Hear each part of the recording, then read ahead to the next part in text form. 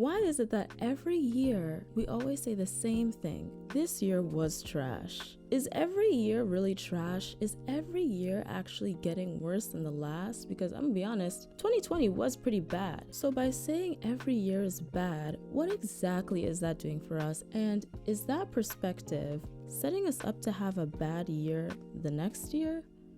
Hello everyone, welcome back to another episode of Mindfully Aligned. Today, we are gonna get into all of that. We are back, landed in December. It's so crazy that the year is wrapping up this fast. I think this year I definitely learned that time moves fast. And now we're here, now we're in December, and it's time to look back on the year that we've had, evaluate some things, and decide what we want to do in 2025, how we want to absolutely kill 2025. So in this episode today, I want to talk all about how we can reevaluate our year in a healthy way that actually sets us up for growth in the next year. Because like I said earlier, I know that when we think about the year, a lot of times the first thing that comes to mind is the hell that the year gave us. All the things that went awry, all the things that did not go according to plan, things that we regret. It's kind of like, damn, then what does the next year have in store for me?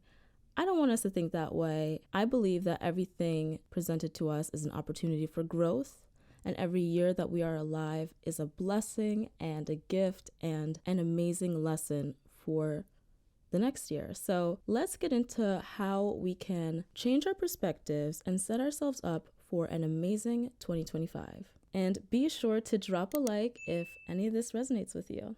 All right, let's get into it. So when analyzing how our year went, I think it's important to break it up into two different things. Number one, acknowledging the hardships and reframing it to be lessons. And then number two is also taking accountability for where we feel like we may not have met our goals. Doing those two things, being grateful for the missteps and then taking accountability along the way, those are the things that will set us up to achieve the things that we want to achieve, hit the goals that we may have missed, and even surpass our expectations in the next year. So for one, in the gratitude episode, and honestly, all the time, I'm always talking about how I'm grateful for my biggest problem. I'm grateful for the worst thing that happened to me, because I feel like when I imagine the person I want to become, I think that she didn't just wake up one day. I don't have the mind of a record label executive right now. There are things that I have to learn along the way. There are mistakes that I have to learn along the way. And those mistakes teach us so much. Those missteps teach us so much. And the person that I imagine myself to be had to go through those things, had to learn certain things the hard way. And I'm not going to rob myself of that learning experience. So when I think about some of the things that I have been through in the past, where in the moment I was like, damn, why did that have to happen to me? I just think okay, you know what? There is a lesson there. And that's something that is really good to do when you sit back and think on your year. It's okay, what's the lesson? I remember in 2023, again, I wouldn't say it was the worst year because, there were happy moments. But in 2023, I went through something pretty traumatic that was tough to go through and caused me a lot of stress in my personal life. And honestly, it was a lesson. It was a lesson in gratitude and acknowledging that even in the absolute worst of times, you have to find something good in it. That's what that taught me. That's what that experience taught me, is how to have the ultimate gratitude mindset. Certain other experiences can teach you different things too, but I just think it's super important to really sit back and be like, damn, that really hurt me. But what did I learn from that? What lesson am I carrying into the rest of my life that I wouldn't have known if I didn't go through that? Maybe even going through a bad relationship, now you learn what the red flags are in someone. So now you can easily spot your soulmate if they walk into your life. Now you have the goggles of what not to find in a partner because of that bad relationship. Because when it comes to life, the truth is shit happens. We all know that quote that says that life is 10% what happens to you and 90% how you react to it. So again, we can't control the things that happen to us in life. The event that happened with me and my family in 2023 It was crazy, and like we would never have even dreamed of that, but it did. And you just got to figure out, where do we go from here? What do we do now? How do we carry on? How do we laugh? Because the thing is, like, you are going to laugh again. You're going to be happy again. Things happen, but we continue living, and there's a reason why we are still alive, because we have so much left to live. So I always think about it that way. Things will happen. I can't control that. All I can do is control my perspective and what I'm taking away from it. Because I also believe that you are not put in certain circumstances for no reason. You may wonder, like, why did that have to happen to me? It's not for no reason. A lot of the times I feel like we have to have that lesson in life, and we wouldn't have learned it if we just went the easy way. Life isn't always easy. So I just think I got to trust the process and just remind myself, if something bad happens along the way, it's going to be okay. So looking back on our year with that mentality is a great way to shift our perspective and also kind of release the anxiety of, like, what could happen this year, what could happen in the future. Because at the end of the day, even the stuff that we can't plan for, we will be okay and we will get something out of it.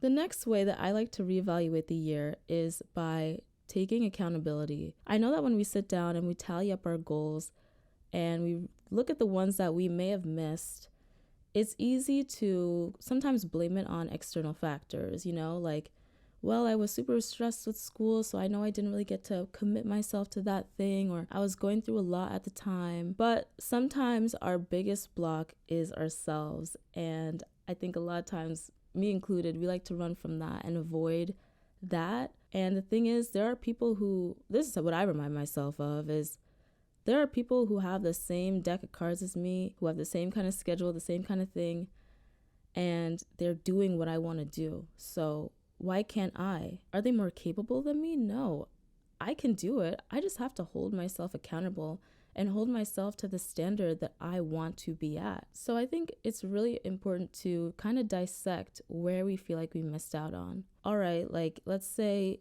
you have a goal next year to save up X amount of money, or you wanted to do that this year, but you didn't get to for whatever reason. Sometimes we also have to really focus, instead of the external factors that we can't control, what are the things, honestly, if you have an honest conversation with yourself, what are some of the things that could have been done differently? This is gonna sound kind of crazy, but I feel like everyone knows about toxic positivity. I feel like toxic positivity has gotten us, including myself, stuck in a space of constantly giving ourselves grace, when sometimes you need to be your own boss. And I say that because, if your boss tells you to do something and they need this, that, and the third, you get it done. You will make it work. You will move things around and you will make it fit. How come we don't show up for ourselves in the same way? We push things off and it's like, oh, well, I didn't get to because I was tired that day, or I was stressed that day.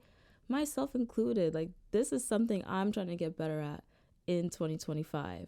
I think that progress lies in the space between giving ourselves grace when we truly do need it versus taking accountability. What are some things that I feel like I can do differently? Maybe for me, it's scheduling more meticulously. I feel like the distance between me and my goals is scheduling meticulously.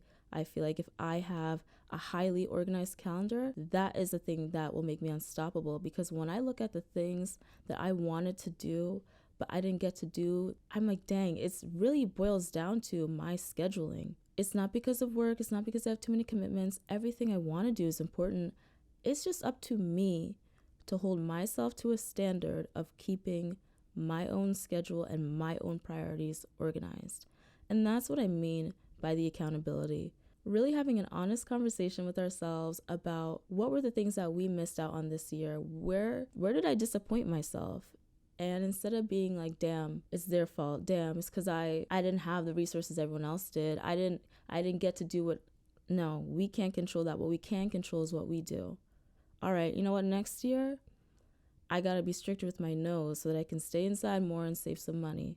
All right, next year, I need to start waking up at 5 so that I can spend an hour or two before work working on that thing I did not get to do this year, that project that I really wanted to get done this year. More like that. I am going to be doing so much more of that. I am going to tighten the belt and be even more strict with myself, because like I said, we show up the most for our bosses, for the people who are superior to us.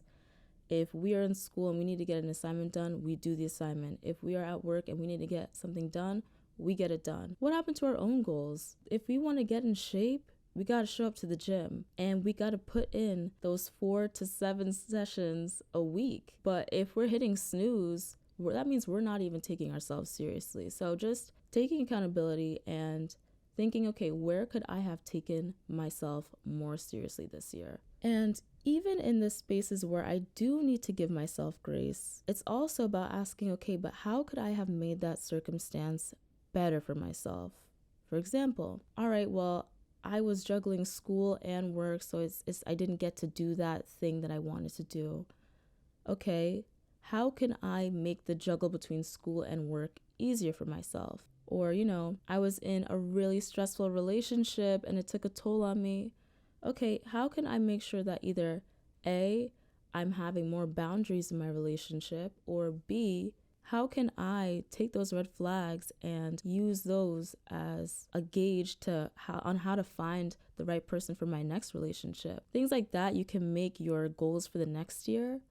And those little mini goals support what you really want to do. If I want to really grow this podcast in 2025, but I also work and I have a lot going on outside of this, all right, I'm not going to use the fact that I have a full-time job and a bunch of other commitments as an excuse to not fully commit to the podcast in 2025. No. Instead, I'm going to make my goal grow the podcast, organize my time, because that supportive goal will allow me to reach the main one. And in January, we can really think about these lofty goals, and sometimes we don't think about all the things that we need to do to really get there. And then in December, we're disappointed. I think that this year, we can really get it together. And I want to sit here a year from now on our other December episode in 2025 and be like, wow, look at how much we achieved this year. We're going to be flooding the comments, talking about everything we did and how, having a main goal and your supportive goals really helped you out and helped me out. And we're going to be celebrating together in 1 year. I already see it now. So basically, the two components that I want us to be using this year to reevaluate and figure out where we want to be next year is to 1, take everything as a lesson, and 2, find the space between accountability and grace. So that means thinking about where you missed the mark, but also at the same time, the little goals you can do to make sure that you don't set yourself up to be put in that position again and you can come out stronger. What can you do to make things easier for yourself in the long run and really, truly show up for yourself? Like I said, I can already picture us in 1 year talking about how we really got to do everything that we wanted to do. And I think in December, I want to do a couple videos talking about how we can really transform our lives in 2025.